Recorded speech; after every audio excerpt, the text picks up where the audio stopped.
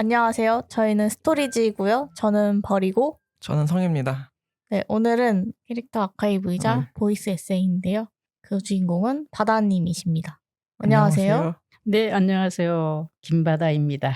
네, 김바다님은 저의 어머니이시기도 합니다. 네, 옆 사무실을 쓰기도 하지요. 네, 이웃입니다. 네. 그래서 저희가 준비한 질문이 있어서 그거를 순서대로 질문을 드릴게요. 제일 첫 질문은 소개 부탁드립니다. 저는 김바다입니다. 이웃집에 살고 있고요. 네. 벌림을 낳아서 키웠습니다.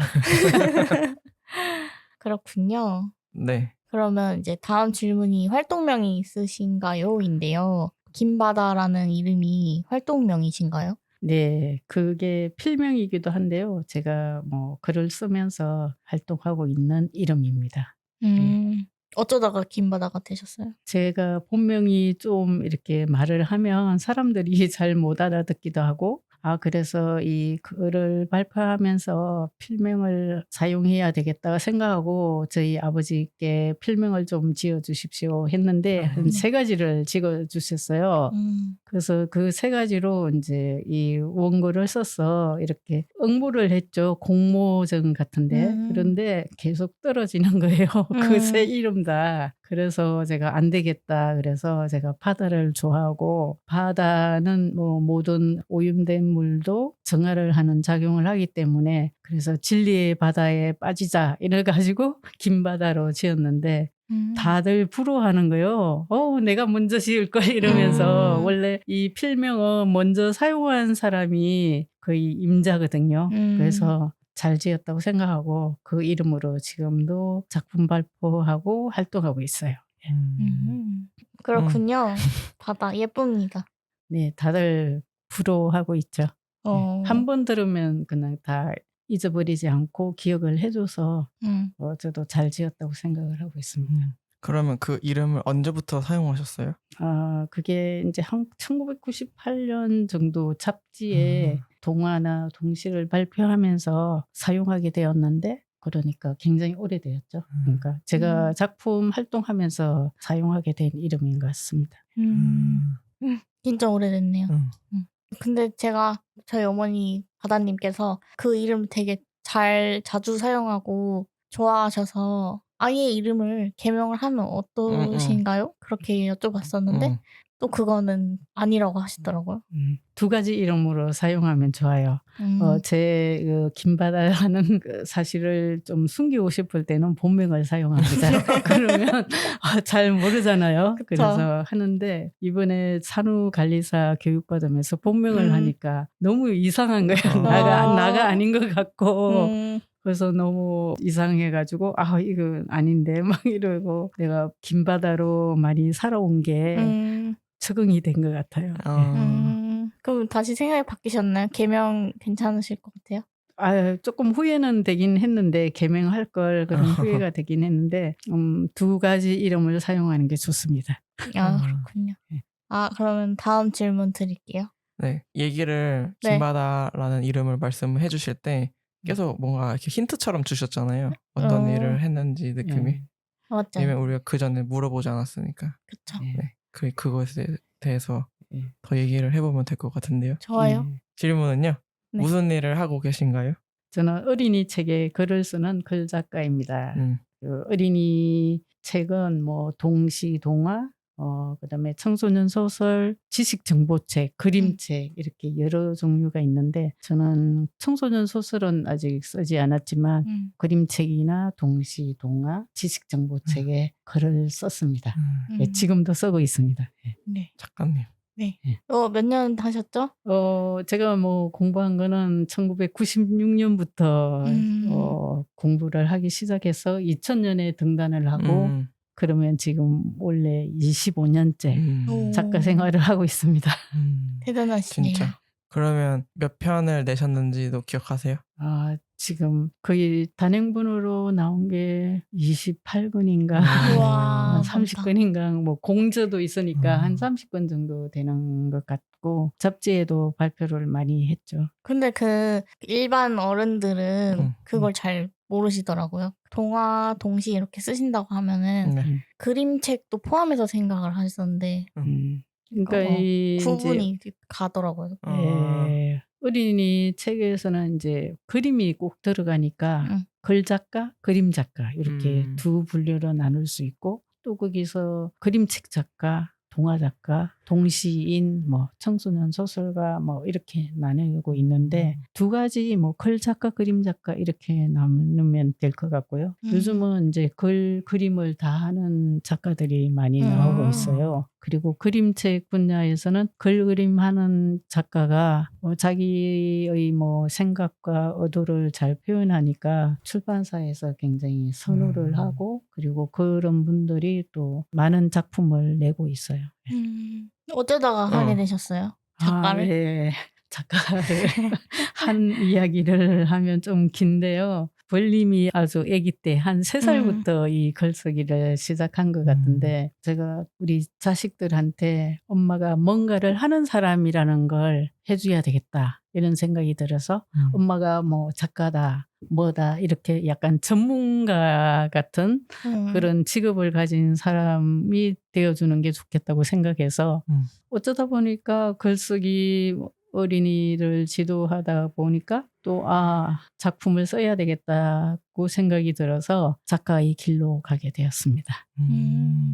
그래도 잘 맞으셨나 봐요. 네, 아무래도 이 글을 쓰게 되면 굉장히 몰입을 해야 되거든요. 그래서 한 가지 일에 이렇게 몰입을 하면 그 몰입하는 순간이 굉장히 뭐 좋은 것 같아요.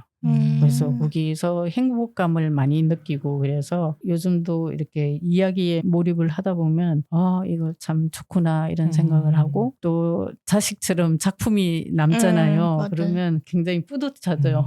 책이 한 권씩 나올 때마다 자식을 낳는 그런 기분이 들어서 굉장히 뿌듯합니다. 예. 그런 작품을 쓰시는 과정을 자세히는 아니지만 그냥 대충 이렇게 보잖아요. 뭐 맨날 책 읽고 있고 맨날 노트북 앞에 앉아서 인상 팍 쓰고 이제 글 쓰고 그러는 모습을 보는데 근데 이게 작품이라는 게 한순간에 와라라락 쓰고 짠 하고 나오는 게 아니라 몇 년 걸려서 쓰다가 잠깐 뒀다가 수정해서 또 쓰고 퇴짜 맞고 다시 돌아와서 수정 또 하고 막 그런 식으로 엄청 되게 긴 과정을 거쳐서 하나가 이렇게 짠 나오는데 그런 과정을 보면서 좀 엄마 저게 재밌을까?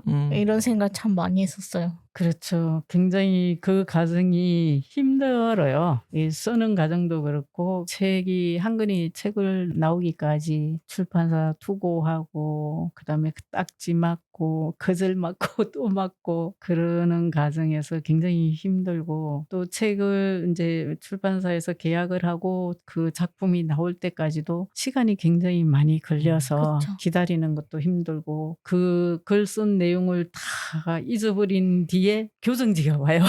교정지가 오면 아니 이걸 내가 썼나 막 이런 생각이 들 정도로 다시 막 자료를 찾아보면서 교정해야 되고 이런 게 굉장히 힘들고 그렇죠. 최근에 공성에 강의 가면서 2023년에 나온 돈돈왕국의 비밀 그걸로 어린이들이 읽고 강의하는 건데 작가의 만남을 하는데 그 원고를 제가 다시 한번 이렇게 언제 썼나 해가지고 보니까 2009년 1월 14일 이렇게 시작을 했더라고요.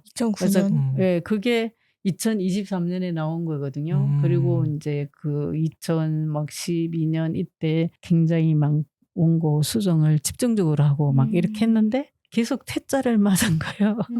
그래가지고 겨우 2023년에 이제 나오게 되었는데 그 책 내용이 좀 지금 이 일어나는 사회 현상과 좀 굉장히 맞는 거예요. 그래서 어린이들한테 이제는 착하게 살아라 이렇게 말을 해주는 게 아니라 좀 거짓 정보나 가짜 뉴스를 구별할 줄 아는 그런 자기 자신을 잘 관리하고 그리고 자기를 사랑하면서 성장해 나가라고 막 이렇게 이야기를 해줬거든요. 그래서 좀 이렇게 상황이 굉장히 많이 변화가 되어서 어린이들도 거기 좀 따라가기 힘든 것 같다는 그런 생각이 들었어요. 그리고 그 5학년, 6학년이 2013년, 2014년생들인 거예요. 그러니까 이 옛날 이야기를 잘 모를 것 같고 이래서 좀 강의를 할 때 그런 어려움이 있는데 2002년 월드컵은 잘 알더라고요. 그래서 어떻게 알았지? 막 이렇게 물어봤거든요. 그랬더니 유튜브 보고 알았대요. 그러게. 태어나지도 않았는데. 태어나지 한 10몇 년 전 자기가 태어나기 전 일인데도 알고 있어서 또 그건 놀라웠어요. 네. 그러면 어릴 때부터 작가가 꿈이셨어요? 꿈에는 전혀 들어가지 않았어요. 뭐 여러 가지만 꿈이 있었는데 작가가 되겠다는 생각은 못했지만 초등학교 다닐 때 글을 잘 쓴다고 해서 막 대표로 나가기도 하고 상을 좀 타기도 하고 그랬어요. 그리고 중학교 때도 뭐 이렇게 책이 집에 있기도 하고 그래서 좀 읽고 뭐 고등학교는 고전 읽기 해서 고전을 막 읽고 그런 뭐 대회 같은 데가 있거든요. 그런 데 나가고 그리고 편지를 많이 썼어요. 그래서 뭐 그런 게 뭐 되지 않았나 뒷걸음이 되지 않았나 그런 생각을 합니다. 네. 작가라는 게 회사 들어가는 거랑 다르잖아요. 네. 회사는 어떤 면에서 들어가는 건 어렵지만 들어가서 그 회사가 하라는 일들을 하면 되는 건데 작가는 직접 아이디어를 생각하고 고민한 후에 직접 행하는 일들이 많으니까 내가 그것을 스스로 해야 되는 거니까 이게 내가 그전에 꿈이 있었다거나 그런 게 아니면은 쉽지 않다고 생각했거든요. 작가가 된다는 것 자체가. 저 작가 생활을 해보니까 좀 재능이 있어야 된다는 생각은 해요. 왜 그러냐면 약간 막 4차원적으로 막 생각하는 작가가 있는데 우리가 이해가 안 되는 글을 쓰는데 독자들은 굉장히 좋아하더라고요. 그래서 그 사람 뭐 책을 많이 내기도 하고 인기 있는 작가이기도 한데 모든 예술이나 뭐 문학을 하든지 좀 밑바탕이 탄탄해서 좀 재능이 갖춰져서 태어나고 이러면 정말 유리한 것 같아요. 근데 제 생각은 제가 볼 때는 그런 밑바탕이 그렇게 탄탄하지가 않았다. 그런 생각을 했고 그 황석영 작가 같은 경우는 집안에 막 사건 사고들이 거의 역사처럼 되어서 그분의 글을 쓰는 근본이 되었다고 생각이 들더라고요. 그리고 그런 분들은 정말 써낼 게 많아서 계속 써도 마르지 않는 보물이 들어있는 것 같은 생각이 들었습니다. 무슨 작품을 쓰신 작가님이신가요? 황석영 선생은 많이 들어간. 유명하시죠. 심청도 있고 그다음에 그분의 뭐 이 집안 그 조상 뭐 부모님 그다음에 이모님 뭐 하여튼 주변의 인물들이 그 역사에 이렇게 거의 역할을 한 분 그런 분들이래 가지고 이야기가 다양하게 풍성하게 그분의 몸속에 들어있는 것 같았어요. 예. 장길산도 있고 모랫말 아이들 파리대기. 엄청 많네요. 그렇군요. 저는 또 궁금한 게 그러면 어디서 영감을 받으세요? 어떤 거를 써야겠다고 생각을 언제 하세요? 뉴스를 본다든지 뭐 이렇게 하다 보면 이거는 써야 되겠다 이런 게 잘 오긴 해요. 그리고 제가 좀 기획력이 있어서 이런 책을 내면 좋겠다 이렇게 기획을 해서 출판사에 보내기도 하는데 제가 생각해도 그런 건 잘 잡아내는 것 같았어요. 예. 그래서 좀 앞서가서 책을 써서 좀 더 호응을 못 받는 것 같은 그런 생각이 좀 들 때가 있어요. 요즘 이제 막 동화들이 보면 아이들의 지금 현재 생활 막 이런 걸 굉장히 많이 써내는데 그걸 또 독자들은 어린이니까 자기들 이야기니까 좋아하고 그러거든요. 그래서 저는 그거보다 좀 한 몇 년 앞서서 막 그런 게 영감이 와요. 그래서 그런 걸 쓰고 있고 그리고 지금 이제 돈돈왕국의 비밀도 그때가 거의 한 12년 이쯤 완성을 했으니까 거의 10년 전에 이 일을 제가 예측을 했다고 볼 수가 있죠. 이건 좀 제 자랑이지만. 아니 근데 김바다 작가님이 네. 환경에도 관심이 많았잖아요. 네, 그래서 맞아요. 뭐 기후 변화에 대한 이야기도 제가 최초로 있었는 것 엄청 같아요. 옛날에 그러니까 그 창비에서 나온 북극곰을 구해주라는 세상을 살리는 에너지 여행이라는 게 있는데 그때는 이제 전문가들만 그 기후 위기나 지구 온난화에 대해서 막 이게 경고를 하고 있었거든요. 그래서 제가 그걸 쓰려고 자료 조사하면서 단체 찾아가고 같이 공부하고 이랬거든요. 그래서 그때 책이 또 한참 있다가 나왔는데 그 책이 나오고 난 뒤에 이제 분야별로 막 쪼개서 그 뒤로 막 책이 나오는 거예요. 지금은 이제 책이 지구 온난화라든지 기후 위기 이런 책들이 넘쳐나는 지경이 되었는데 그래서 그런 건 좀 앞서서 보는 그리고 감지하는 능력이 있는 것 같아요. 느낌으로 이렇게 감지하는 능력. 뭐 예측에 대한 그게 있으신가 보요. 예. 그래서 요즘 걱정이 많아요. 왜 그러냐면 이제 제 독자들도 어린이잖아요. 어린이들이 앞으로 살아갈 세상이 너무 지구가 많이 망가지고 막 여러 우리가 예측할 수 없는 재난이 막 다가오잖아요. 그래서 지금 또 원래 손자가 한 명 태어나고 조금 있으면 또 두 번째 손자가 태어나는데 그 아이들이 살아갈 세상이 너무 힘들 것 같은 거예요. 그런데 그 자랄 때는 옛날보다 더 보호를 받으면서 약간 온실에서 자라듯이 막 다 해주잖아요. 다 해주는데 앞으로 세상을 나가면 정말 강해야지 살아남을 수 있다는 생각을 하거든요. 그래서 그 부분에서 굉장히 걱정을 하고 있습니다. 걱정은 너무 많아요. 왜냐면 예측력이 있으시니까. 근데 책이라는 게 제가 느끼기에는 발매된 당시에 인기가 없더라도 그 뒤에 인기가 많다거나 아니면 그 당시에도 뭐 센세이셔널 했는데 좀 이제 지나갔다가 다시금 또 뜨는 것들이 있잖아요. 그런 거 보면은 책은 진짜 어떤 면에서 유행을 안 타는 걸 수도 있겠다라는 생각이 들더라고요. 꼭 모든 책이 그런 건 아니고 소재나 주제들이 진리에 부합한다면 그게 오래 가는 것 같아요. 그 예로 제가 좋아하는 코스모스 책이 굉장히 오래됐잖아요. 그런데 지금도 꼭 읽어야 되는 책.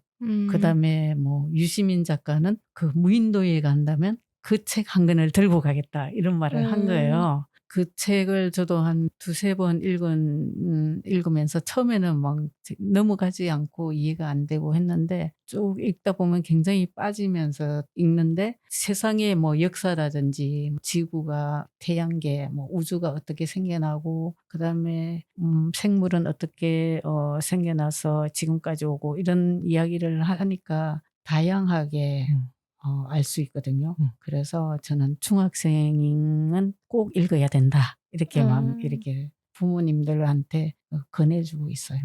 제가 최근에 읽었던 책 중에 양기자 작가님의 모순이라는 책이 있거든요. 근데 이 책이 2013년도에 나왔대요. 그러면은 벌써 12년이 지났잖아요. 근데 최근에 SNS에서 언제 한번 핫해지고서 이 책이 이제 스테디가 돼버린 거예요. 그런데 지금 읽어도 이게 인간관계에 관련된 책이고 어떤 면에서는 되게 도파민 도는 책이니까 딱 요즘 젊은이들에게 줄 수 있는 도파민들이 가득하니까 이 책은 엄청 옛날 시대를 그리고 있고 꽤나 전에 나온 책인데도 불구하고 또 먹히는 순간이 또 오는구나 이런 생각도 들고. 저도 작년에 읽었거든요. 무슨을 옛날에 또 양지자를 좋아해서 읽었고 그다음 읽었는데 이제 그 이야기와 통하고 그다음에 이제 최근에 제가 뭐 여기 페북에선가 이 드라마 평을 쓰신 분의 글을 읽었는데 그 폭삭 속았수다하고 은중과 상년 그 두 드라마를 예를 들면서 이 과거의 이야기를 하면서 굉장히 좋아한다는 거예요. 근데 이제 미래는 너무 디스토피아 같으니까 미래 이야기를 그리기가 너무 힘드니까 과거로 이렇게 힐링을 받으면서 옛날을 생각하면서 그래서 좋아하고 호응을 받는다 이 이야기 들었거든요. 그래서 그 모순도 아마 그런 맥락에서 그게 그렇게 이해가 되지 않을까 생각합니다. 비슷한 느낌일 수도 있겠다. 그럴 것 같네. 그 지금도 그렇지만 뭐 골목이 사라지고 근데 아파트 막 팍팍 하면 그 세대들은 이제 잘 모르겠지만 그 부모 세대들은 이 골목에서 서로 정을 나누던 그 추억이 있거든요. 그래서 그쪽을 좋아하는 것 같고 그 골목에 추격을 못하는 그 사람들도 골목에 가면 어쩐지 포근하고 그렇잖아요. 그 높은 건물이 주는 위압감으로만 살다가 낮은 건물 그다음에 집들이 다닥다닥 붙어 있으면서 그러면 어쩐지 서로 정을 잘 나눌 것 같은 그런 느낌이 들잖아요. 그 여기 낙산 가면 그 올라가는 길이 굉장히 좁으면서 막 가파르잖아요. 근데 그 길을 사람들이 좋아하거든요. 외국인들도 많이 찾아오고. 아마 그런 이유일 것 같다는 생각이 듭니다. 네. 응답하라처럼. 음. 뭐 여기 그 질문에 가르치고 전공 이런 것도 있는데요. 혹시 뭐 전공 관련해서 전공은 제가 방통대를 다니는데 처음에 경영학과를 했어요. 제가 그런 쪽에 관심이 있어 사장이 되겠다. 그런 관심이 있어 경영학과를 해서 그래서 뭐 손익계산서나 대차대표 이런 거 지금도 볼 줄 알거든요. 네. 그다음에 인제 거기가 2년제여 가지고 또 더 한참 있다가 인제 중문학과를 갔어요. 그 중문학과는 왜 갔냐면 제가 그때 불교 신자이기도 하고 불교 공부를 하다가 불교 관심 있는 사람이 중문학과를 가더라고요. 근데 거기 가서 좀 열심히 공부를 했어요. 편입을 해 가지고. 그래서 막 했는데 일요일 날 아침에 거기 방통대 이제 해화동에 가서 그 랩실에 가서 중국어 공부하고 막 그랬거든요. 그러고 인제 다시 작가가 된 뒤에 또 국문학과 또 편입해 가지고 졸업을 했죠. 그래서 전공을 3개 했는데 그때는 공부가 너무 안 되었어요. 집중이 안 되고 공부가 너무 안 되어 가지고 겨우겨우 인제 졸업을 한 것 같아요. 그래서 전공은 뭐 3개가 되긴 한데 뭐 제대로 한 건 없어요. 3개나 한 줄은 몰랐는데 중문학과만 알고 있었는데. 그리고 막 그런 전공을 안 하셔도 항상 뭔가를 공부하고 계시는 것 같아요. 네. 작년부터 심리학 공부를 막 했잖아요. 맞아요. 그래서 공부하면서 재미있었어요. 그래서 그 심리학을 공부하는 거는 자기 자신을 알기 위해서 그리고 자기가 가진 문제를 어떻게 해결할 방법이 없어서 공부를 하게 되는 것 같아요. 근데 그게 뭐 어떤 상담사한테 상담하는 것보다 자기 자신이 공부해서 자기를 이렇게 아는 게 더 효과적이라는 생각은 하게 되었습니다. 네. 그러면서 인제 그림책 읽기도 하고 그랬는데 많은 공부를 했죠. 지금은 인제 애니어그램 그 책을 함께 읽고 있습니다. 애니어그램. 애니어그램도 성격 뭐 그런 건가요? 성격하고 인제 그 사람의 어떤 취약점이 있는데 성장으로 가는 단계로 가려면 어떻게 살아야 된다. 이러면서 자기의 인제 그 폭넓게 성장할 수 있는 가르침인 것 같아서 좋은 것 같습니다. 그러면은 그렇게 이제 뭐 글도 쓰시고 이것저것 공부하시고 그러면서 깨달으신 것이 있나요, 혹시? 세상에 와서 쪼끔은 알고 가는 것 같은 그런 느낌 있잖아요. 그러니까 우리가 모르는 게 정말 많은데 쪼끔은 알고 가는 기분이 들고 그다음에 지구가 정말 아름답고 좋은 행성이라는 거. 그래서 지구를 제가 사랑하기도 하고 그다음에 또 제가 또 우주에 대해서도 공부를 했잖아요. 그래서 우주가 정말 넓은데 우리가 다 알 수 없는 거구나 그런 생각도 하면서 그래서 항상 공부를 하면서 '죽을 때까지 해 하고 가겠다.' 이런 생각을 하고 있죠. 공부를 좋아하시나 봐요. 옛날에 어릴 때 할 만큼 못해서 내가 하고 싶은 것만큼 못해서 그런 결핍으로 인한 욕구를 채우는 거라고 생각이 들기는 해요.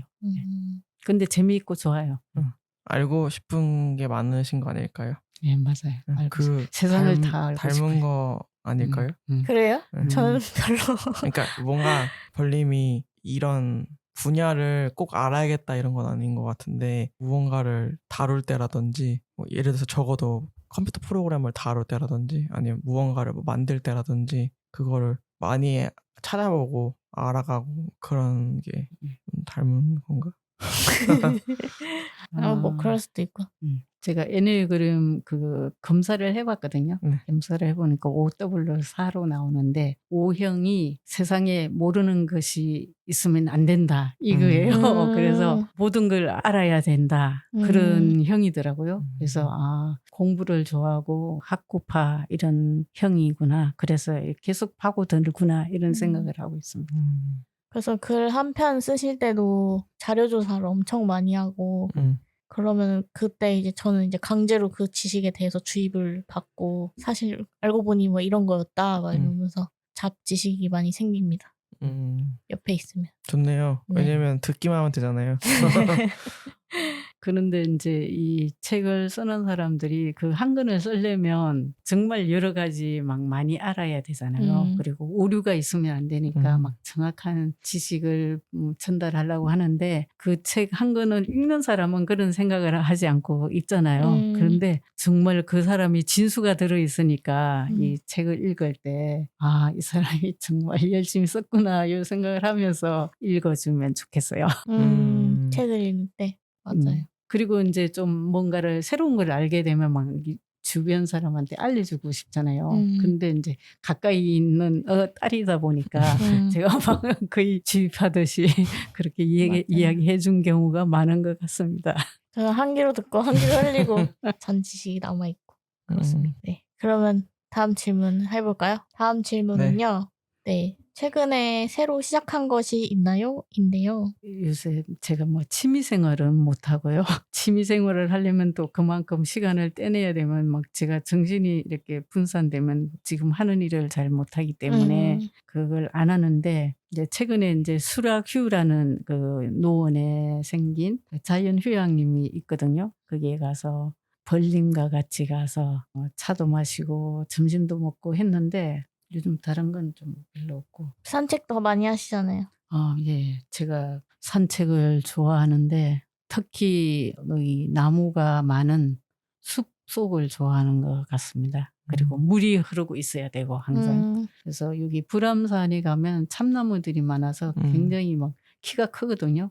그 하늘이 잘 안 보일 정도로 큰데 거기 가면 굉장히 힘도 나고 그다음에 마음도 편안해지고 그래서 숲속에 가 있는 걸 좋아합니다.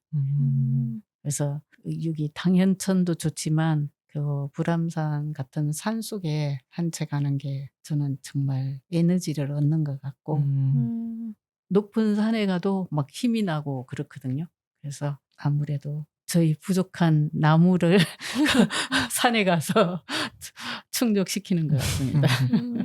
버디 산책도 많이 해주시잖아요. 네. 맞아. 그것도 최근에 시작한 일 아니에요? 맞아요. 맞아요. 여름에 이번 여름에 너무 더웠잖아요. 조금만 나가기만 해도 땀이 줄줄 흐르고 그런데 이제 벌님이 몸이 무거워지니까 힘들어하고 더위를 많이 타니까 이제 버디랑 산책을 했는데 버디도 막 더워서 힘들어하는 것 같아요. 조금 가다가 쉬고 조금 가다가 쉬고 물도 마시고 그랬는데 저도 막 계속 머리가 막 다 젖는 거예요. 물이 뚝뚝 떨어질 정도로 굉장히 더워서 제가 뭐 할 수 있는 일이니까 그냥 즐겁게 했죠. 그 버디도 또 귀엽기도 하고. 근데 엄청 잘해주신다고 들었어요. 왜냐면 그 배변하면 사진 찍어서 보내주시고 맞다. 또 뭐도 물 먹었으면 물도 마셨고 뭐 어디 운동 조그만 놀이터 같은데 가서 이제 뜀박질도 좀 했다 이렇게. 보고를 되게 잘해주셔가지고 그건 왜 그러냐면요. 벌님이 의심이 많아요. 이게 애니어그램 6형이래 가지고 세상에 믿을 거는 없다. 이 형이거든요. 그렇기 때문에 이제 똥도 어떻게 놓을까 막 걱정하고 있을 것 같아요. 그래서 똥 이렇게 잘 놓았다 이렇게 보고하고 어디 뭐 하고 있다 이렇게 보고를 한 거예요. 의심이 많아서 엄마를 잘 못 믿거든요. 저도 그래요. 저도 제가 대추 산책을 거의 제가 하는데 엄마나 아빠가 이렇게 제가 멀리 가가지고 해주시면은 걱정이 너무 돼가지고 계속 물어보고 계속 사진 찍어서 보내라고 그러고 근데 또 사진 찍을 때 잘 잡고 있으라고 그러고 꼭 팔을 감고 걸으라고 하고 저도 엄청 많이 말하거든요. 돌발 상황이 너무 많이 생기니까. 맞아.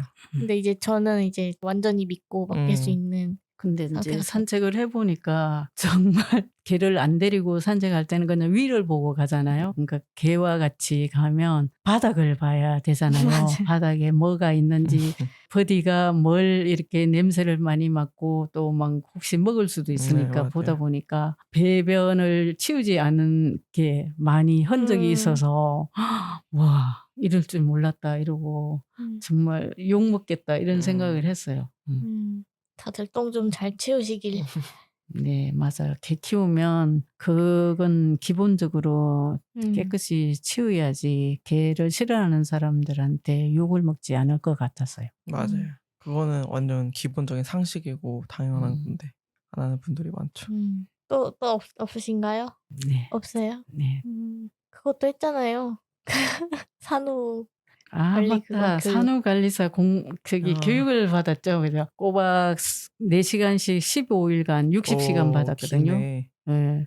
그건 인제 올해부터 뭐 친정어머니와 시어머니가 인제 산후 관리를 해 주면 네. 정부에서 지원해 주는 게 있다 그래서 맞아요, 이 맞아요. 교육 과정이 생겼는데 그 오프라인은 잘 없어 가지고 제가 한 6 월쯤 이렇게 신청해서 9 월에 했거든요. 9 어. 월 1 일부터 19 일까지 했는데 제가 뭐 30년 전에 애를 둘을 키웠지만 그때는 좀 상식이 부족한 채로 어른들이 알려주는 걸로 이제 키웠거든요. 육아서를 보긴 했지만 뭐 지금 다 잊어버리고 해서 인제 그걸 교육을 들었는데 좀 시간이 길어서 좀 지루하긴 했는데 그래도 중간중간 또 모르는 정보들을 알려줘서 또 유익한 건 있었고요. 그리고 인제 그게 인제 실습을 하는데 모육시키는 실습을 하는데 인제 거기에 준비된 인형이 좀 부족했어요.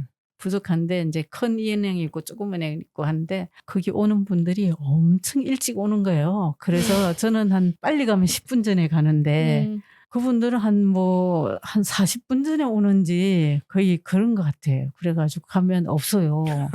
그래서 그냥 한 번 아무것도 없이 이렇게 그냥 앉아서 이렇게 했거든요. 그랬더니 그 선생님이 다음에 하나 준다고 그러더니 다음날 사무실에 있는 걸 갖고 오셨더라고요. 근데 그다음부터 인제 앞줄에 계신 분들이 인제 그걸 챙겨 줬어요, 제 걸. 그래서 고맙게 끝까지 인제 늦게 가도 괜찮았는데 거기 오는 분들이 인제 직업으로 하시는 분은 몇 분 안 계시고 다 뭐 딸을 산후 관리해 준다든지 뭐 며느리 해 준다든지 해 가지고 또 굉장히 열심히 듣는 거예요, 이분들이. 그 옛날에 키워도 이게 새로워 가지고 막 모육시키는 것도 뭐 몇 번 이야기해 줘도 잘 못하고 막 그러더라고요. 그래서 막 우유 타는 거, 젖병 씻는 거 막 그런 거 다 배우고 왔습니다. 네. 잘 하실 수 있겠어요? 네. 잘할 수 있죠. 잘해서 벌림이 고용인인 거죠? 고용주. 그렇죠. 보건소에 인제 신청하면 예 네. 파우처에서 신청하면 제가 가서 잘 해드릴 그러고 있어요. 알겠습니다. 기대하겠습니다. 네. 그러면 이제 다음 질문 해볼게요. 혹시 요즘 꽂힌 것이 있으신가요? 아 예.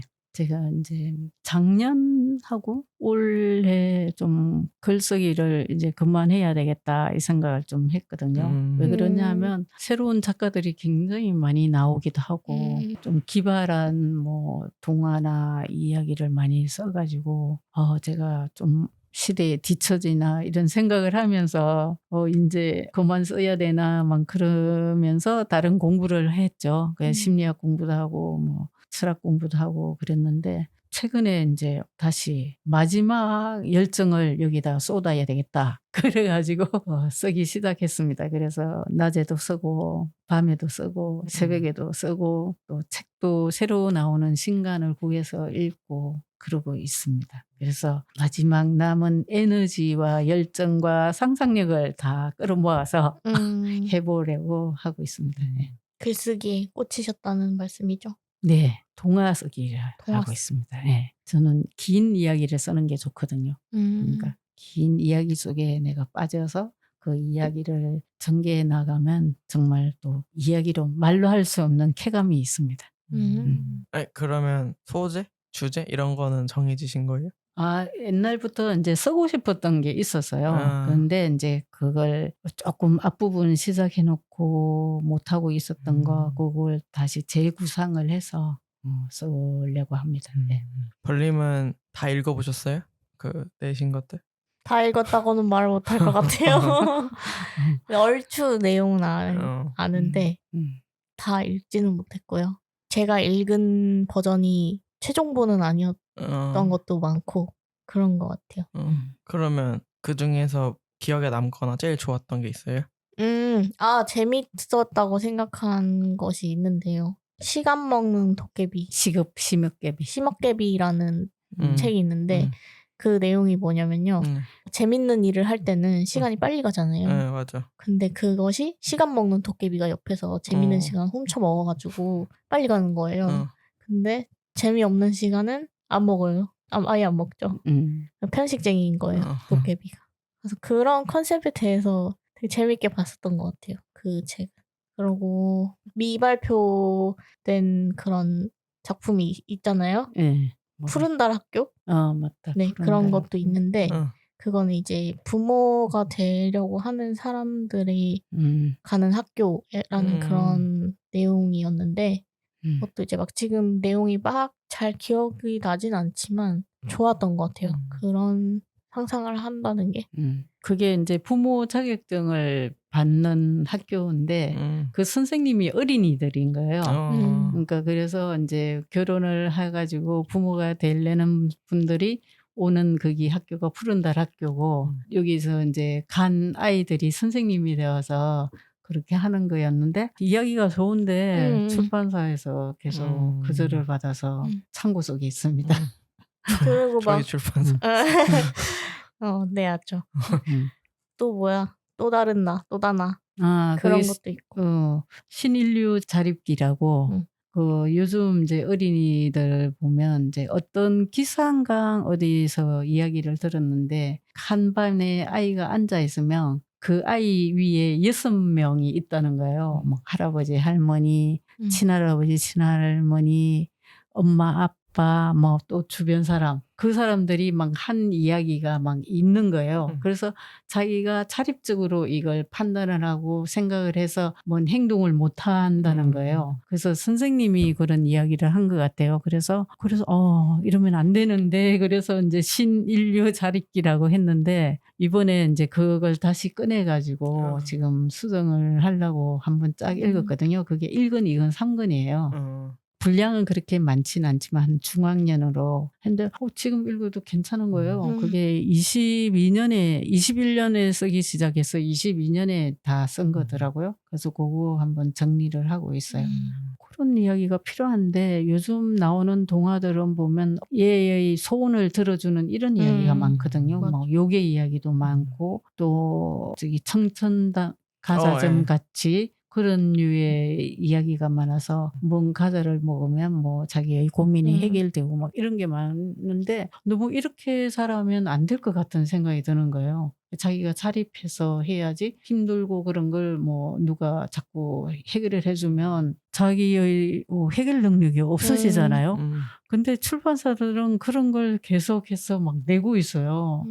그래서 이거 아닌데 그러면서 신인류니까 자립을 해서 살아야 되잖아요. 그래서 이걸 다시 한번 수정을 해서 어떻게 해보려고 그러고 있습니다.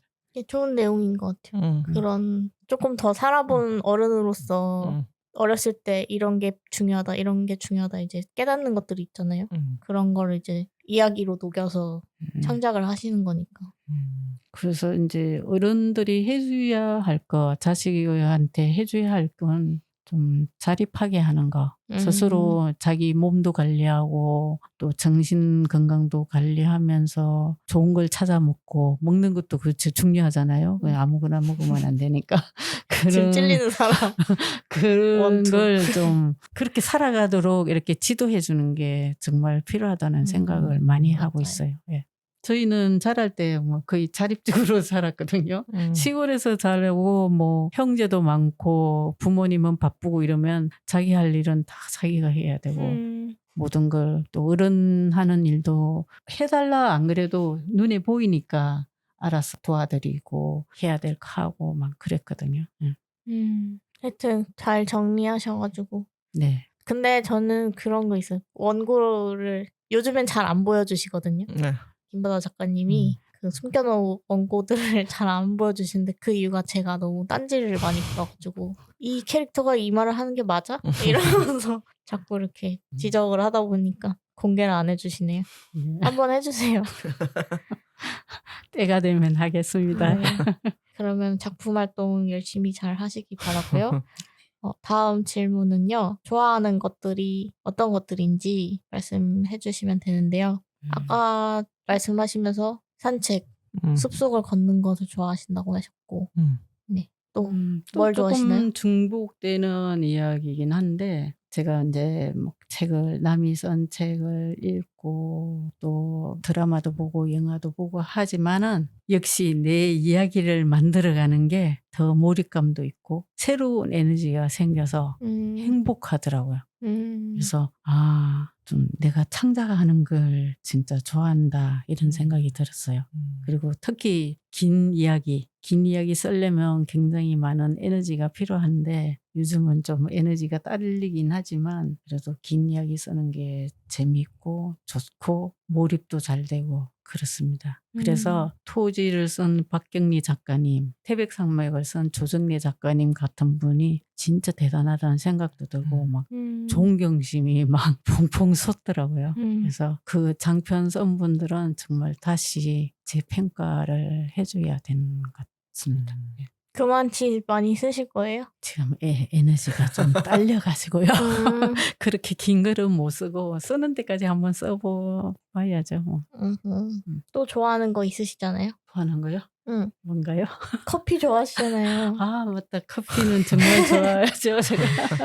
맞다. 제가 또 커피 원두를 사서 내려 먹다가 또 그게 조금 귀찮아져서 캡슐 커피를 먹다가 또 캡슐 커피가 조금 질리면 요즘은 병에 든 가루 커피를 사서 타 먹고 있거든요. 1층에 내려오면 이제 캡슐 커피를 먹고 커피를 먹으면 좀 어떻게 좀 생각도 잘 나는 것 같고 그다음에 에너지도 생기는 것 같고 그리고 기분도 좋아지고 그렇습니다. 그래서 옛날에는 막 커피 많이 먹으면 속이 썰었거든요. 그러면 한 일주일 이렇게 쉬다가 또 괜찮아지면 또 마시고 그랬어요. 맞아. 근데 요즘은 그래도 속 쓰리고 그러지는 않고 그래도 뭐 한 잔, 두 잔 먹으면 괜찮아요. 옛날엔 진짜 많이 먹었잖아요. 네, 많이 먹었어요. 인스턴트 커피를 많이 맞아. 먹어서 믹스커피. 믹스커피 그게 안 좋더라고요. 맞아. 원두 커피 먹으면 그래도 편안한데 그거는 좀 위를 막 쓸어내리는 같은 그런 느낌이 들었어요. 네. 또 있으세요? 좋아하는 거? 근데 저 벌리면서 들은 건데 드라마를 전체를 한 번에 보시는 거 좋아하시지 않으세요? 맞아요. 그냥 남겨둘 수가 없어서 밤새고 막 보는 경우가 많고 쭉 이어서 끝까지 보죠.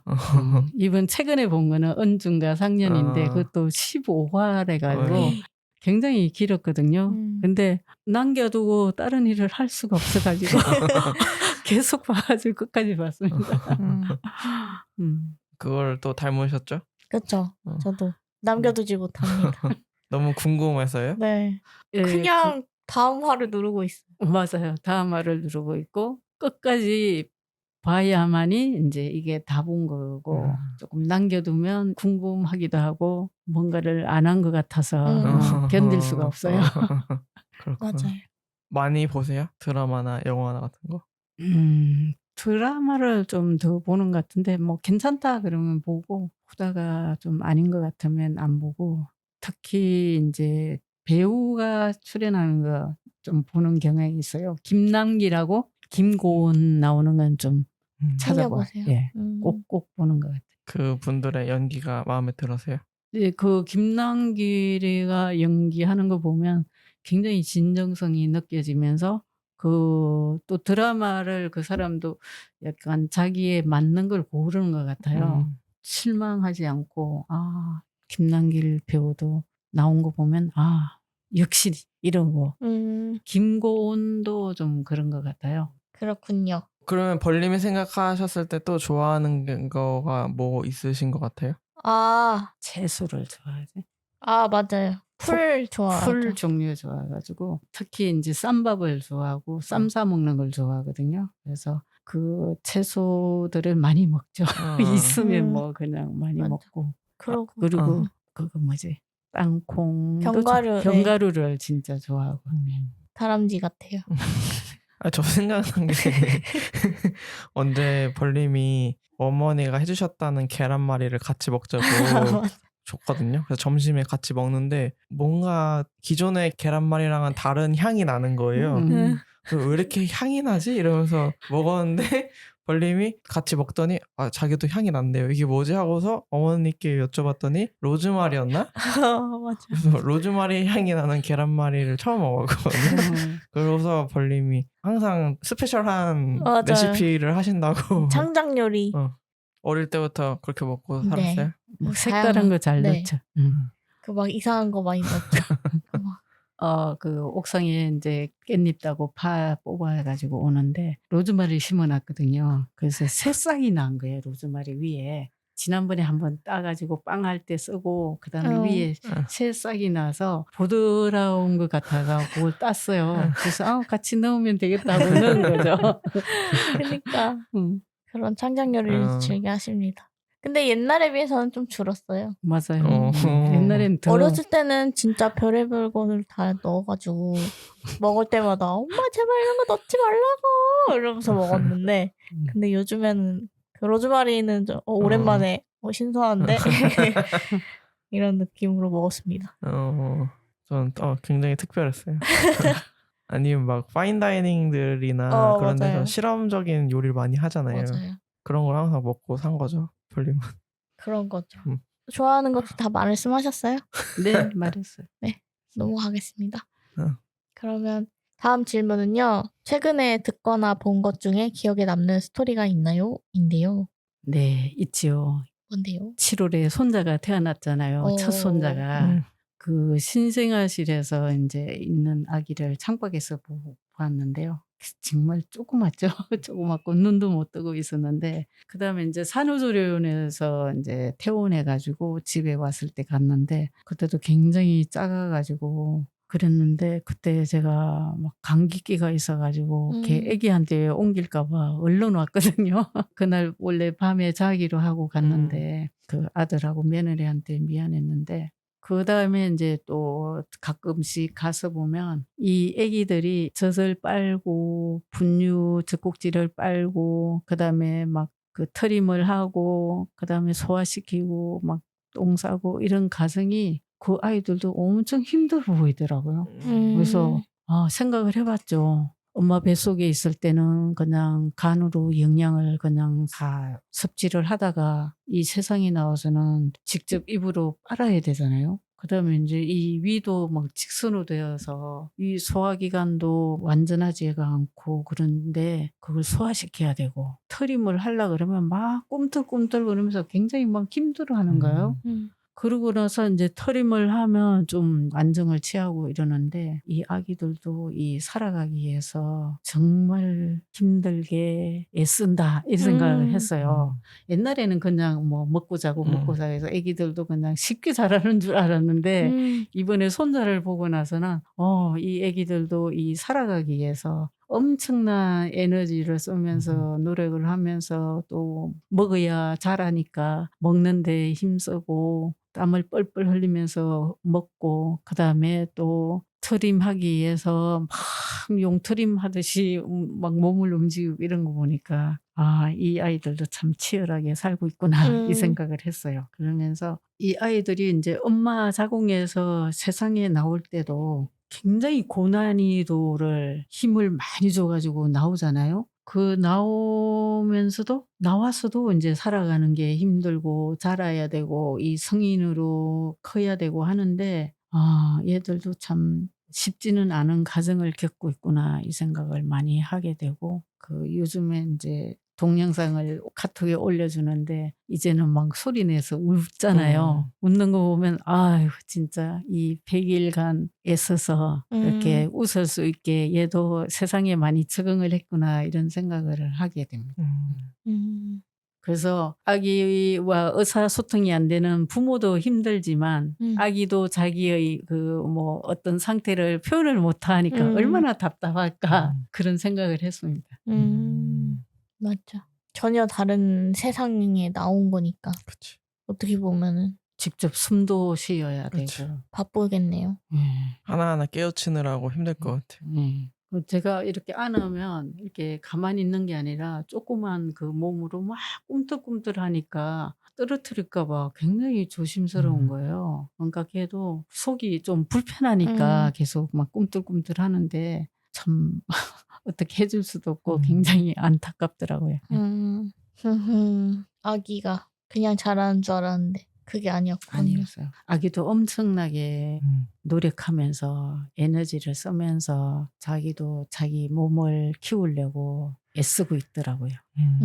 근데 어쨌든 사람은 점점 커가면서 말을 배우고 의사소통을 하는 순간이 오잖아요. 근데 그 전에 자기에 대한 뭐 불편함이나 감정을 표현하려고 뭐 운다거나 그런 행동들을 하는 게 뭐 애기랑 강아지랑 다를 수는 있지만 강아지는 어쨌든 평생 저희랑 말이 안 통하잖아요. 근데 어느 순간 되면은 의사소통을 하려고 노력하는 느낌이 들 때가 있거든요.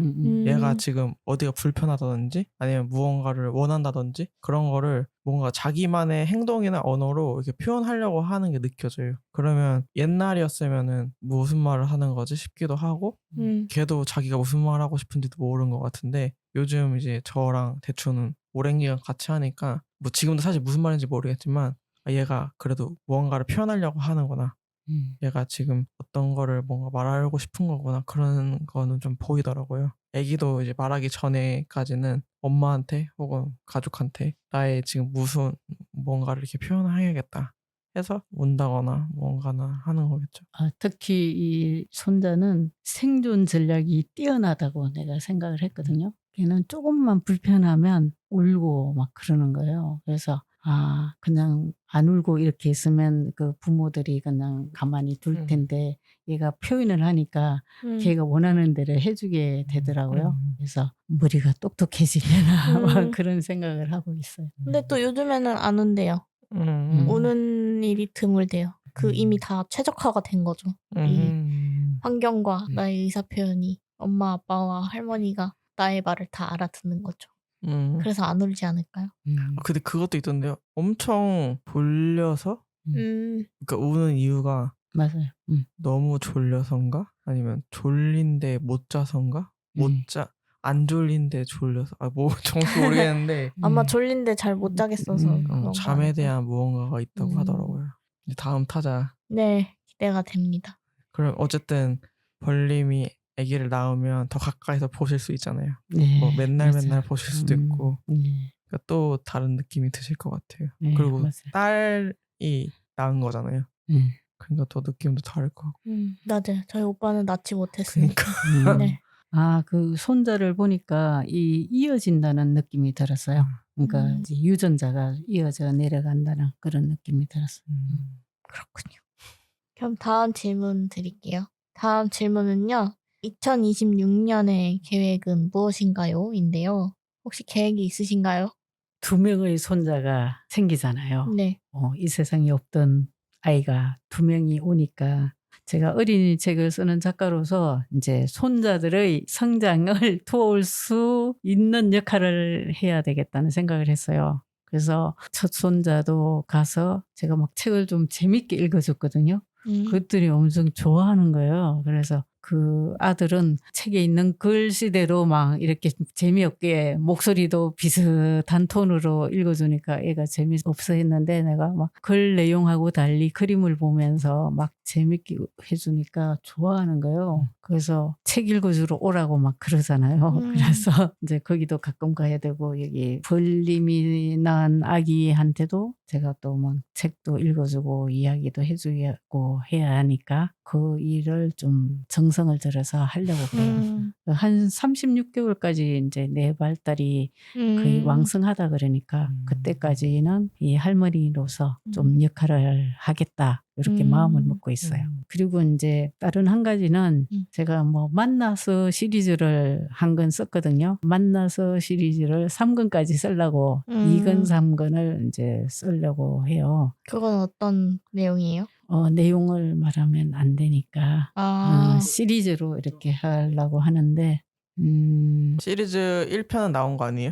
책은 안 나왔고 원고는 다 썼어요. 네. 최근에 이제 8월에 7, 8월에 이제 여기서 여기 붙박혀 있으면 글을 쓰고 있는 거예요. 그래서 그렇군요. 그러면서 썼죠. 예. 만나서? 그러면 뭔가 만나서 반가워 이런 걸까요?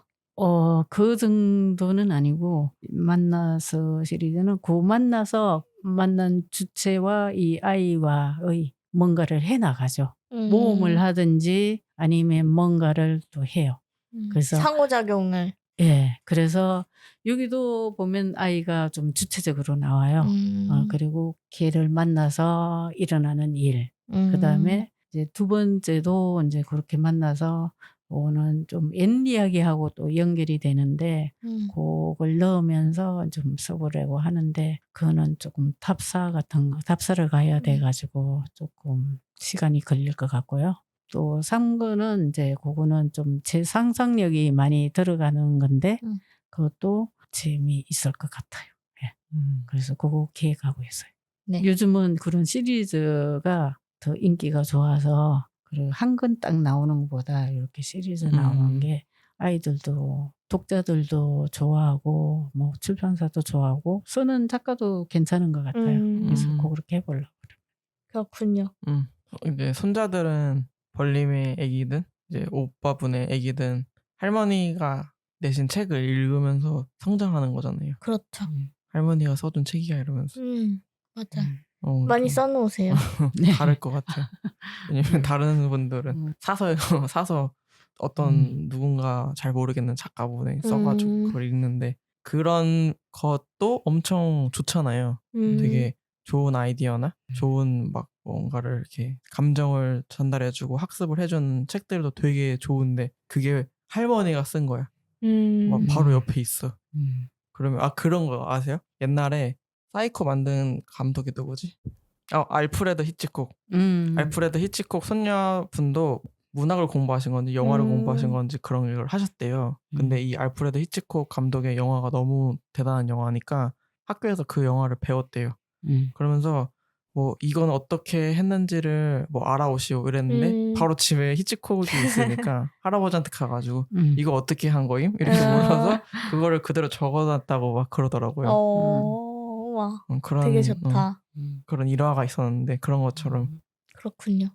또 한 가지 딱 내고 싶은 책이 있는데 그 그림책으로 썼거든요. 그게 뭐냐면 꽃아기들이라 그래서 하늘에 이제 아기로 태어날 꽃들이 막 있어요. 근데 이제 그 지구에 우리 지금 현재에는 아기들이 적게 태어나잖아요. 그래서 그 꽃아기들이 기다리면서 있는데 지구로 잘 못 내려오는 거예요. 그래서 거기에 삼신 할머니인가? 그 삼신 할미가 막 훈련을 시켜요. 꽃 아기들한테. 막 가서 좀 튼튼하게 건강하게 살아야 된다. 아프고 그러면 안 된다. 훈련을 시켜서 이제 내려보내는 그런 이야기고 그 삼신 할머니가 그 아기가 엄마 배에서 태어날 때까지 돌봐주는 그 이야기거든요. 나는 재밌는데 그 책이 못 나와가지고 그 그림책으로 그냥 어떻게 그냥 만들어서라도 그 손자들한테 주고 싶다는 생각이 드네요. 네. 훈련을 받는다고요? 네. 내려오기 전에. 좀 상상이 안 가지만. 그 태어나는 법이라는 그림책이 있어요. 거기도 보면 위에 어디 우주에 있는지 이렇게 막 아기들이 이렇게 손잡고 있다가 하나씩 막 부모 찾아가서 막 나오는 이야기인데 종이로 이렇게 뜯어서 이렇게 표현을 해가지고 그 아이들이 막 나오는 과정에 어려운 고난을 겪고 막 이런 게 있거든요. 그래서 요즘 좀 그런 책을 내고 있어요. 동화에도 그렇게 나오기도 하고 그 이야기도 재미있을 것 같은데. 한번 보여주세요. 네. 제가 한번 판단해 보겠습니다. 아이디어가 많으시네요, 참. 상상력이 엄청 좋으신 것 같아요. 음. 자료 조사를 해도 뭐 예를 들자면 아까 말씀해 주셨던 것 중에 너무 재미있을 때 시간이 빨리 가는 거가 도깨비가 가져간다. 그거는 자료 조사를 해도 나오는 건 아니잖아요. 그쵸. 그거는요 아이디어가 어디서 나오냐면 그 아들이 컴퓨터 게임을 정말 많이 했잖아요. 초등학교 한 고학년부터 중학교 사이에. 그래가지고 막 얘가 내가 1시간만 하라 이러면 1시간 금방 가잖아요. 그러면 20분밖에 안 했어 막 이런 식으로 이야기하는 거예요. 그래서 아이 1시간이 지났잖아. 그랬더니 뭐 조금밖에 안 했다 이러는 거예요. 거기서 아이디어를 얻었어요. 근데 그래도 도깨비까지 이제 상상을 더 하신다는 게 그래서 상상력이 진짜. 찾아보니까 프랑스 어떤 학자가 그 연구를 했는데 이 뇌가 이게 재미있는 걸 하는 거하고 이게 시간을 측정하는 뇌가 동시에 작동을 못 한대요. 그래서 재미있는 일을 할 때는 여기만 뇌가 막 하니까 이 시간 가는 걸 의식을 못 하는 거예요. 그래서 재미있을 때는 이게 이제 시간이 얼마 간지 금방 지나가 버리고 재미없는 거 할 때는 이제 여기에 집중을 못 하니까 시간 가는 걸 막 이게 내가 알아차리는 거죠. 그래서 지루하게 느낀다. 이게 과학적으로 증명이 되었더라고요. 예. 그래서 머릿말에 그 이야기를 썼어요. 재밌군. 그렇네요. 네. 그러면 이제 그 독자 양성, 그 손자 둘을 잘 양성해서 독자로 잘 만드시고요. 네. 작품도 많이 만드시고요. 그러셨으면 좋겠네요. 신인류로 잘 키워야죠. 네. 키우는데 도와주겠습니다. 아, 예, 감사합니다. 믿고 있겠습니다. 그럼 다음 질문 할까요? 다음 질문은요. 내가 되고 싶은 것은? 인데요. 혹시 뭐가 되고 싶으신가요? 아, 네. 그거 딱 정해 놓았죠. 제가 이제 그 웰다잉 공부를 했잖아요. 그래서 그 인생의 마무리를 정말 아름답게 하고 제가 이제 이 좋아하는 지구를 떠나는 건데요. 그 나이가 들면서 인권에 대해서 많이 생각을 하게 되어서요. 어떤 게 진정한 인권인가 그런 생각을 하는데 노년이 되면 이런 인권이 자기 자신도 잘 못 지키고 주변에서도 그렇게 지켜주지 않는다는 생각이 들어서 스스로 나의 존엄한 인권을 지키면서 마무리를 해야 되겠다. 이 생각을 항상 하고 살고 있습니다. 그러면은 어떻게 해야 돼요? 그러면 이제 이 삶에 대한 미련을 가지고 있으면 안 되거든요. 그래서 내가 어떻게 살아야 되고 어떤 일을 해야 되는지 그 일을 하고 다 못한 일은 그냥 욕심을 내려놓고 그러고 마무리를 지으려고 해요. 네. 뭔가 추상적이네요, 많이. 아, 내용이 그래요? 많이 추상적이에요. 추상적이에요? 네. 추상적이어서 잘 이해가 잘 가지 않네요. 지금 이제 내가 이루지 못한 게 뭔가 생각을 해보니까 좀 더 젊었을 때 더 치열하게 이제 내가 쓰고 싶은 글을 써서 좀 이렇게 약간 베스트셀러를 만든다든지 좀 많은 인정을 받았으면 하는 아쉬움이 있거든요. 그래서 그 부분에 대해서 조금 해소를 하기 위해서 이제 모든 에너지를 쏟아서 글을 쓰는 거고 그다음에 이제 이 세상에 대한 뭐 미련을 없애기 위해서는 나의 욕심을 어떤 거라는 걸 알아서 내려놓고 그다음에 포기할 거 포기하고 이러면서 가볍게 이제 떠날 수 있게 생활을 정리하고 할 일을 한다는 거죠. 그게 이제 생을 다하는까지 나의 존엄함을 지키는 거라고 생각을 해요. 맞아. 미련이 너무 많으면은 그러면 찝찝하잖아요. 그럼 귀신 돼서 돌아다니는 거 아니에요? 맞아. 귀신 돼서 계속. 이뤄줄 때까지. 맞아. 그리고 막 그런 집착 때문에 즐겁게 보낼 수 있는 시간도 괜히 찝찝하게 보내게 되고 그러니까 괴롭고. 괴롭기도 하고 막 질투나고 그러니까. 놓아줄 건 놓아주고 포기할 건 포기하고 요거 아는 것도 굉장한 능력이라는 생각이 들어요. 그러니까 노욕이라고 막 그러잖아요. 나이가 들면서 욕심이 더 생겨가지고 뭐 더 하려고 막 별별 막 수단을 쓰고 그러잖아요. 놓아줄 수 있는 놓는 것을 잘 하고 미련 없이 세상을 떠날 수 있는 게 되고 싶은 거라고요? 네. 나 어디 가기로 딱 정해놨거든요. 우주로 날아가려고. 그래서 가면 가뿐하게 갈 수 있어요. 잘 그리고 날아가십시오. 예, 가장 만나고 싶은 사람이 칼 세이건 박사입니다. 가서 만나볼 거예요. 네, 잘 만나시길 바랍니다. 잘 찾아서 영어 좀 연습해 가시겠네요. 거기는 언어가 필요 없대요. 통한대요. 그래도 혹시 모르니까 영어 연습하고 가셔야겠네요. 네, 하여튼 그렇습니다. 그리고 저희가 수집하고 있는 네. 그 대답들이 있는데요. 네. 그 질문을 드릴게요. 바다님은 사랑이 뭐라고 생각하시나요? 사랑은 상대가 원하는 일을 진심을 다해서 즐거운 마음으로 해주는 것이라고 생각해요. 덧붙일 말이 없죠. 그래서 어떤 걸 해보셨나요? 사랑해서. 최근에 이제 우리 벌림의 네. 임신한 상태니까 벌림의 원하는 걸 정말 진심을 다해서 해주자 이래서 그렇게 해줬는데 그게 전달이 됐나 모르겠네요. 네, 잘 느껴져요. 그런 것 같아요. 그 한가가 먹고 싶다 그랬잖아요. 네. 그래서 사놨어요 오늘. 정말요? 네, 주려고 감사합니다. 또 따로 사왔어요. 감사합니다. 저에게 사랑은 엄마입니다. 근데 즐겁지 않으면 어떡해요? 그러면 이제 사랑의 마음이 적게 들어갔다고 생각이 들죠. 그죠? 사랑하면 정말 즐거운 마음이 될 수밖에 없는 것 같아요. 제가 해줘도 힘들다 안 그러고 하잖아요. 맞아요. 사랑하는 마음이 있으니까 힘들지가 않아요. 전 사랑하는데 하기 싫을 땐 너무 하기 싫은데요. 미울 땐 너무 밉고요. 근데 이제 이 사랑이라는 게 뭐 계속 사랑의 마음으로 지속된다고 할 수 없잖아요. 뭐 미워하는 마음도 생겼다가 동전의 양면처럼 애정의 이런 게 작용을 하니까 사랑하는 마음이 길게 하면 그게 사랑이라고 할 수 있죠. 미워하는 마음보다 좀 더 길면. 네.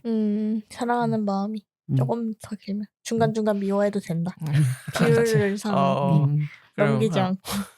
51 대 49 해도 네, 사랑이 좀 더 크면 되겠네. 네, 그쵸.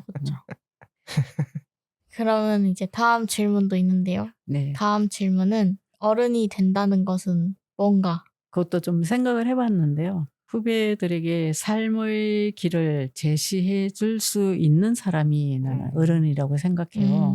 인생에는 뭐 정해진 길이 없지만 한평생 자신의 길을 걸으면서 그 사람만이 걸었던 길을 열어주는 것도 어른이 할 일이라고 생각하거든요. 그래서 이미 세상에 없던 길이면 더 좋겠죠. 그죠?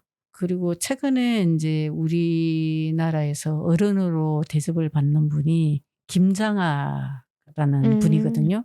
그러니까 진주에서 한약방을 하시면서 학교도 세우고 뭐 형평사라는 데를 막 단체를 만들어서 지원하는데 형평사가 저도 처음 들었는데 그 평등상의 사회를 만드는 거예요.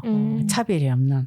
그리고 이제 그 장학금을 많이 줘가지고 거의 1,000명 정도에게 장학금을 지급하고 명신고등학교도 설립해서 국가에 헌납하고 이런 분이거든요. 그분 보면 한약사가 한의사가 아니에요. 그러니까 약을 다룰 수 있는 자격증을 받아서 이렇게 한약을 지어주는데 정말 잘해주니까 막 굉장히 사람이 많이 와가지고 번호표 나눠주고 막 그럴 정도였다고 그러거든요. 그분처럼 이렇게 그 묵묵히 자신의 길을 가면서 사회에서 돈을 벌었으니까 사회에 한운해야 된다 이런 생각을 하고 계신 분이 진정한 어른이라고 생각이 들고요. 그런 분들이 많아지면 좀 이렇게 어른으로서 저분같이 살아야 되겠다 이런 생각을 하고 지표가 되잖아요. 지표가 되면서 자신의 삶을 또 약간 이상한 옆길로 가다가도 이러면 안 되겠다고 또 바르게 자기를 단독이면서 갈 수 있는 길을 제시하는 게 어른이라는 생각이 들어요. 그렇군요. 좀 재미가 없죠. 네, 교과서적인 답변입니다. 그렇죠. 아니 근데 유퀴즈에 요즘 엄청 잘 나가는 개그맨 중에 김원훈이라는 분이 계시거든요. 네. 그분이 나왔어요. 네. 근데 그분이 유재석님을 엄청 많이 따라한대요. 근데 좀 비슷한 거였는데 유재석님이 후배들 엄청 잘 챙겨주는 걸로 유명하잖아요. 거의 무명인데도 이름을 기억한다거나 아니면은 바로 먼저 다가가서 얘기를 해준다거나 혹은 더 나아가서 후배들 있는 자리에서 밥을 사준다거나 그래서 그런 거를 보고 김원훈님이 배워야겠다 생각을 해서 어디 가기 전에 맨날 이름을 외우고 간대요. 그리고 또 가서 음식도 쏜대요. 근데 사실 자기 마음은 아직 거기까지는 못 가가지고 식당에 한번 쏘기로 했는데 가서 2인분이나 시키네? 아 지금 배부를 것 같은데 더 먹어도 되나? 이런 생각을 했다는 거예요. 그러면서 더 못 보겠어가지고 중간에 계산을 하고 나왔대요. 그런 얘기를 하면서 유재석 님이 그래도 이런 모습이 좋다고 생각을 하고 배워야겠다고 느껴서 시작을 한 거면 되게 좋은 거 아니냐. 선배들이나 윗사람들이 한 행동이 좋은 거면은 따라하고 배워보고 그래서 그게 내 것이 되면 좋은 거다 이런 얘기를 했었거든요. 비슷하게 지금 말씀해 주신 게 어쨌든 어른들이 우리보다 더 빨리 가서 하고 계신 거니까 그분들을 보면서 아 이렇게 하지 말아야지 혹은 이렇게 해야지 이런 거 보이잖아요. 그런 것 중에서 잘 보일 것들 잘 따를 수 있는 것들을 해주는 사람들이 진정한 어른이다 그 얘기인 것 같아요. 그런 어른이 되셨나요? 아직 부족하죠. 부족해서 그런 어른이 되려고 노력하는 중입니다. 그렇군요. 좀 어려운 일인 것 같아요. 능력도 돼야 되고 내가. 자. 근데 그 돈으로만 하는 것 말고도 사실 그 이름 외우는 거는 그치, 돈 없이도 할 수 있고 만약에 장학금은 주지 못해도 내 경험 이야기라도 좀 해주거나 응원이라도 한마디 해주거나 그런 걸로 시작하면 되지 않을까요? 그런 경우도 이제 만났잖아요. 만나서 헤어지고 나서 이제 문자를 보내거나 카톡으로 오늘 만나서 어떻다. 건강하게 잘 지내라. 다음에 보자. 이렇게 보내는 것만 해도 그 받는 사람은 이 사람 참 친절하구나. 그리고 잘 나를 챙겨주구나 이런 생각을 하지 않을까요? 그럴 것 같아. 맞아. 뭔가 기억해놨다가 그 사람이 필요했던 걸 이제 나중에 뭐 알려준다거나 그런 것도 있고 그렇게 소소하게도 할 수 있겠죠. 그렇습니다. 그렇죠. 네. 그럼 저희가 준비한 질문 여기까지인데요. 어떠셨나요? 그 질문을 처음 받았을 때는 이게 좀 대답하기가 곤란하네 이런 생각을 하면서 그리고도 조금 준비를 해야 이 두서없이 말하는 거에서 조금 벗어나니까 적어왔는데 그 질문들이 좀 깊이도 있고 또 이 생각을 많이 끌어내는 질문인 것 같습니다. 그리고 지난번에 한번 들었거든요. 전부 다 듣는데 재밌더라고요. 그래서 나는 이런 거 듣는 걸 좀 꺼려요. 목소리 듣는 게 좀 어색하더라고요. 그래서 팟빵 이 작가들이 막 녹음했다고 올리고 그러면 절대로 안 듣거든요. 근데 재밌게 들었어요. 감사합니다. 이번 것도 좀 재밌게 들어주시면 감사하겠습니다. 네. 저희가 지금까지 모신 분 중에 제일 어른이죠. 또 가족이잖아요. 맞아요. 우리가 가족을 모신 게 처음이잖아요. 그쵸. 저희 얘기를 한 거가 아니니까. 그래서 떨리더라고요. 그리고 궁금하기도 했고 좋았습니다. 벌림은 어떠셨나요? 조마조마했죠. 무슨 얘기를 하려고. 아유 무슨 얘기를 하려고 이러면서 조마조마했는데 근데 좀 저는 살짝 더 많은 이야기를 할 수 있지 않았을까. 조금 아쉬워요? 긴장한 게 보여가지고요. 네, 살짝 아쉽지만 그래도 다시 김바나 작가님, 저희 어머니, 엄마로서 보는 사람이 아니라 그냥 이 김바나라는 사람 자체를 보는 그런 시간이어가지고 좋았어요. 저도 재미있었습니다. 네. 재밌는 거 맞아요? 그렇습니다. 또 기회는 많으니까요. 네. 또 얘기하면 되죠. 네. 다른 이야기도 혹시 하실 이야기가 있으시면 오시면 되고요. 네. 이야기를 만들어 보겠습니다. 네. 글 많이 쓰시고요. 네. 책에 대한 이야기도 더 하면 재밌을 것 같아요. 네. 아까 비하인드 같은 걸 얘기해 주셨잖아요. 네. 그 도깨비, 시간 먹는 도깨비가 알고 봤더니 벌림의 오빠가 네. 게임을 너무 많이 해서. 그런 것들이 되게 재밌는 거잖아요. 어떻게 맞아. 그거까지 생각하게 됐을까 이런 그런 얘기를 더 해도 재밌을 것 같아요. 맞아요. 근데 그 시간 먹는 시목개비가 아직도 출간이 되고 있어요. 그래서 최근에 뭐 찍었다고 이렇게 인쇄를 조금 보내왔는데 그래서 찍은 책을 보내달라 2권 보내달라 그랬는데 대답이 없고 안 보내주고 있어요. 한번 전화를 사서 해야 봐야겠네. 되겠어요. 전화를 해야 되겠어요.